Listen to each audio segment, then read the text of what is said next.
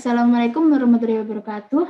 Di sini kelompok kami akan mempresentasikan tugas besar pemrograman komputer dari kelas Pak Suyanto yang beranggotakan dengan saya sendiri Cahyani Rupatia Maharani dari kelas C dengan NRP 50092011126 dan dua rekan saya yaitu Danis Puspita Estinin Tias dari kelas B dengan NRP 50092011117 dan Christian Fieri Halim dari kelas D dengan NRP 50092011123. Baik, untuk selanjutnya yaitu ada penjelasan mengenai sorting pada C++. Sorting adalah proses untuk mengatur sekumpulan objek menurut urutan tertentu dengan ascending atau descending. Lalu data yang diurut dapat berupa data bertipe data dasar atau tipe data berbentukan. Dengan metode beberapa di antaranya yaitu ada bubble, selection, quick, merge, heap, shell, radix, tree, maximum, dan insertion. Lalu pengurutan pada sorting C++ dibedakan menjadi dua kelompok. Yang pertama yaitu pengurutan internal, yaitu sekumpulan data yang disimpan dalam memori komputer yang berbentuk umumnya struktur internal. Dan yang kedua yaitu pengurutan eksternal, yang pengurutan datanya disimpan di dalam memori sekunder dan biasanya dipakai dalam arsip atau file. Lalu untuk soal dari tugas besar ini yaitu yang pertama yaitu membuat program untuk menginput sejumlah bilangan bulat, misalnya n, kemudian menampilkan bilangan yang sudah diinputkan tersebut ke dalam keadaan terurut secara descending. Algoritma yang digunakan adalah bubble sort. Dan yang kedua yaitu menulis program untuk mengurutkan dan mencari data dengan keyword NRP terhadap data mahasiswa yang setiap rekodnya terdiri dari field NRP dengan 10 karakter, nama dengan 25 karakter, dan IPK dengan float. Data yang diurutkan secara descending berdasarkan NRP. Gunakan struktur data array of struct dan algoritma insertion sort. Pertama-tama, program meminta input sejumlah mahasiswa yang akan diinputkan. Kemudian, baru menginputkan data mahasiswa dan kemudian menampilkan data mahasiswa tersebut dalam keadaan urut secara descending. Baik, untuk selanjutnya yaitu merupakan penjelasan bubble sort. Bubble sort adalah metode yang membandingkan elemen yang sekarang dengan elemen-elemen berikutnya. Lalu pembandingan elemen dapat dimulai dari awal atau mulai dari paling akhir. Dan yang ketiga yaitu apabila elemen yang sekarang lebih besar atau lebih kecil dari elemen berikutnya, maka posisinya ditukar. Tapi jika tidak, maka posisinya tetap.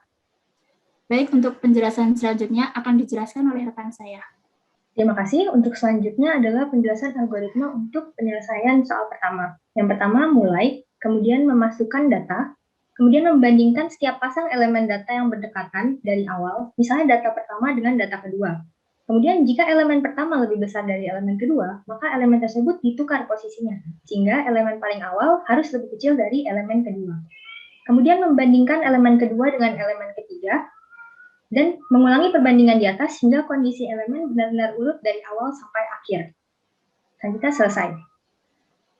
Selanjutnya adalah flowchart untuk penyelesaian soal tersebut. Yang pertama start, kemudian ada input berupa array, dan n itu adalah jumlah data di array A, B, dan temp.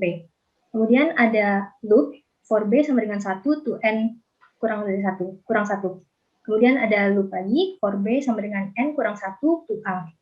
Kemudian setelah loop kedua ada pembandingan di mana array indeks ke J, apabila array indeks ke J kurang dari array indeks J-1, jika memenuhi maka dilakukan pertukaran posisi. Jika tidak memenuhi, maka kembali ke loop kedua. Setelah loop kedua terpenuhi, kembali ke loop pertama. Dan setelah loop pertama sudah untuk seluruh data di array, program berakhir. Kemudian berikut adalah tampilan dari codingannya. Yang pertama ada fungsi bubble sort. Di fungsi bubble sort ini ada dua loop. Yang pertama untuk seluruh data di array, dan yang kedua untuk pembandingannya.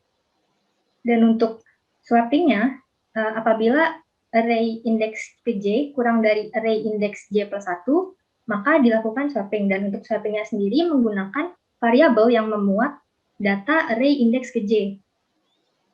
Lalu data array indeks ke J sama dengan data array indeks J plus 1 dan data array J plus 1 sama dengan TMP tadi.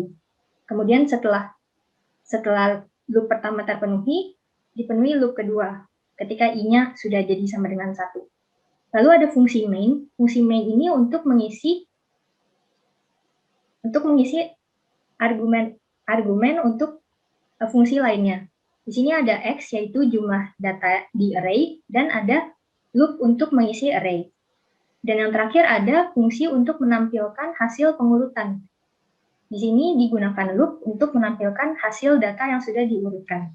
Dan berikut adalah tampilan output dari codingan tersebut. Di sini ada ketika kita memasukkan input berupa banyak data dan data-data untuk di array. Setelah itu, setelah di-enter, akan keluar hasil pengurutan secara descending. Dan untuk penyelesaian kedua adalah salah satu aplikasi dari insertion sort. Insertion sort sendiri adalah metode untuk menurunkan dengan cara menyisipkan elemen array pada posisi yang tepat. Pencarian tepat dilakukan dengan melakukan pencarian beruntun di dalam array. Selama pencarian posisi yang tepat dilakukan pergeseran elemen array. Algoritma ini tepat untuk persoalan menyisipkan elemen baru ke array yang sudah terurut. Untuk selanjutnya akan dijelaskan oleh rekan saya, Christian Thierry. Adapun algoritma daripada tugas yang kedua adalah yang pertama adalah mulai, yang kemudian nomor kedua kita akan menentukan jumlah daripada mahasiswa, yang ketiga adalah input, nama, NRP, dan juga IPK. Dan yang keempat adalah kita bandingkan NRP 1 mahasiswa dengan mahasiswa kedua dan mahasiswa yang ketiga. Kemudian yang kelima kita pindahkan dan sisipkan secara descending. Dan yang keenam kita print hasilnya secara descending tersebut dan program selesai. Adapun flowchart tampak seperti pada gambar, di mana start kita akan melakukan input bilangan atau input jumlah mahasiswa, yang kemudian akan ada fungsi loop, dan kita akan menginput data nama, NRP, dan juga IPK sejumlah N jumlah mahasiswa, yang kemudian ada loop lagi untuk melakukan descending secara insertion-nya tersebut. Apabila data ke I lebih besar daripada data ke J, dan apabila benar, yes, maka akan terjadi perpindahan posisi. Dan apabila no, maka akan ada pengembalian fungsi. Dan jika benar akan dicetak dan kemudian akan selesai. Ini merupakan tampilan untuk cout-nya. Dan kita akan end, selesai. Adapun skrip C++ coding daripada program kedua adalah tampak seperti gambar. Di mana jenis data untuk NRP adalah unsigned long integer, lalu untuk nama kita menggunakan string, dan untuk IPK kita menggunakan float, dikarenakan IPK tidak hanya bilangan asli. Kemudian kita menggunakan bool, fungsi boolean, untuk menentukan true or false. Dimana kita urutkan menggunakan tanda kurang dari yang berarti descending. Yang kemudian kita meminta pada fungsi min, kita meminta input daripada jumlah mahasiswa, yaitu masukkan banyak data, berapa banyak data mahasiswa, yang kemudian akan ada loop sejumlah banyaknya data mahasiswa untuk memasukkan nama, NRP, dan juga IPK dari masing-masing data. Yang kemudian apabila telah selesai, kita lakukan pengurutan secara insertion. Tampak seperti pada gambar.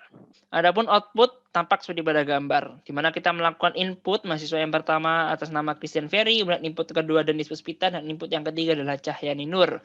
Dapat diperhatikan NRP pada input awal itu tidak urut. 123, 117, dan 126. Namun pada hasil pengurutan data tampak NRP urut dari besar menuju ke yang kecil, yaitu descending. Sehingga program ini berjalan dengan semestinya. Sekian dan terima kasih presentasi dari kelompok kami.